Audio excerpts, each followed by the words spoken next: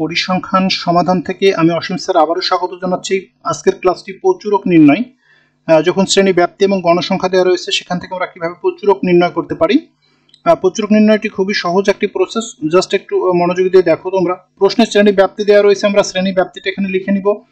তারপরে গণসংখ্যা দেওয়া রয়েছে, গণসংখ্যার জন্য আরেকটি কলাম আমরা তৈরি করেছি। এবার তোমাকে যেটা দেখতে হবে যে আমাদের প্রচুরক শ্রেণী নির্ণয় করতে হবে।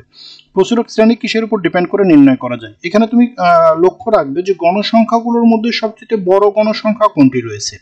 দেখেন এখানে সবচেয়ে বড় গণসংখ্যা হচ্ছে 15 এবং 15-এর জন্য প্রাপ্ত শ্রেণী যেটা হবে সেটাই হবে হচ্ছে প্রচুরক শ্রেণী। 15-এর জন্য প্রাপ্ত শ্রেণী এখানে কত, 40 থেকে 50 হচ্ছে এখানকার প্রচুরক শ্রেণী। তাহলে প্রচুরক শ্রেণী নির্ণয় যখন তোমার হয়ে গেছে তার মানে অঙ্কের 80% তোমার কমপ্লিট হয়ে গেছে। একটু মনোযোগ দিয়ে দেখো এখানে।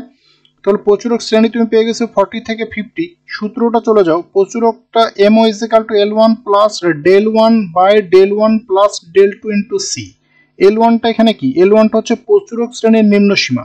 তাহলে এটা যদি তোমার প্রচুরক শ্রেণী হয় তাহলে তার নিম্ন সীমা নিশ্চয়ই কত, 40। দেখো আমরা মানটা এখানে লিখে দিয়েছি 40। del1 এর ভ্যালুটা কি, del1 এর ভ্যালুটা হচ্ছে প্রচুরক শ্রেণী গণসংখ্যার সাথে এই যে প্রচুরক শ্রেণী গণসংখ্যা রয়েছে এর সাথে পূর্বেরটার গণসংখ্যার পার্থক্য, অর্থাৎ 15 মাইনাস 10। দেখো 15 মাইনাস 10 দেন কত, 5। আর del2টা কি হবে, এটার সাথে এই যে প্রচুরক শ্রেণী গণসংখ্যার সাথে পরের গণসংখ্যার শ্রেণী গণসংখ্যার পার্থক্য, অর্থাৎ 15 মাইনাস 8 দেন 7। আর সিটা তো আমরা বরাবরই জানি যে ওই শ্রেণীটার যে শ্রেণী ব্যবধানটা রয়েছে, অর্থাৎ 50 মাইনাস 40 করলে যে ভ্যালুটা পাবো সেটাই হচ্ছে শ্রেণী ব্যবধান।